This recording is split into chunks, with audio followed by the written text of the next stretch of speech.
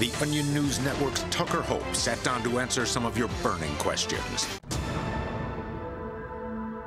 You know, I have a background as an amateur touchscreen enthusiast, and I never in a million years thought that I would be using it for news, and that's just it's a dream come true. Actually, I won a touchscreen correspondent award. For people that do what I do, that is huge. There are only 3 of us, but I got 2nd place. Thank you so much, Brooke. It was on this day 60 years ago that the hand job was first invented.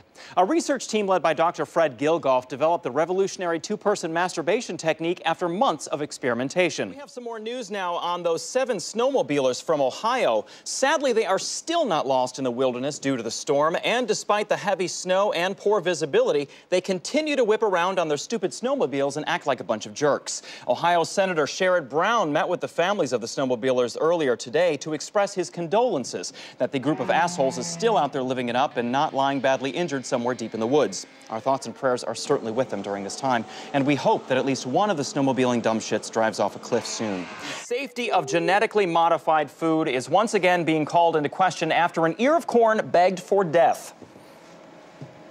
Kill me, please. Kill me. It hurts. Kill me. St. the corn's creator, released a statement assuring the public that there was no danger to the food supply, and it reads, "Just because the corn is sentient and in constant pain doesn't mean it's unhealthy or unsafe to eat. Just ignore the corn." Let's start off in Washington, D.C., where President Obama has warned the American people today not to embarrass him when his European friends come to visit this weekend. Slated to host French President Nicolas Sarkozy and his wife Carla Bruni beginning Friday, the president implored Americans to please just let him do the talking and not act like a bunch of classless idiots. It was on this day in 600 B.C. that the first settlers landed in Japan, seeking a place to freely enjoy tentacle rape pornography.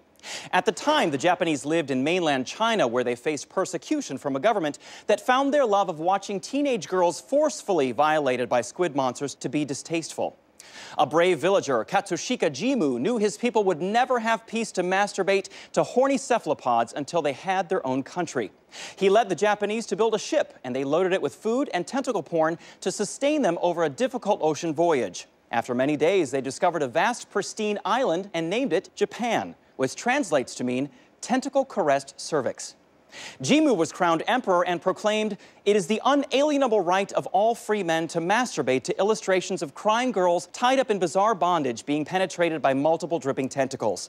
This land of Japan shall live forever and be a refuge for such perverts." Now she's gone. Run off to Hollywood! Movie stars, parties, limousines!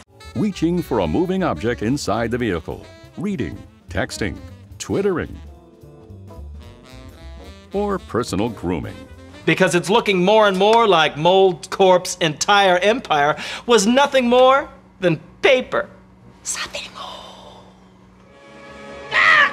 Ouch! EPIR? I'll refer you to our medical people. Well, why didn't you say that in the first place? Thank you, Diane. Thanks. Emmy, smell it.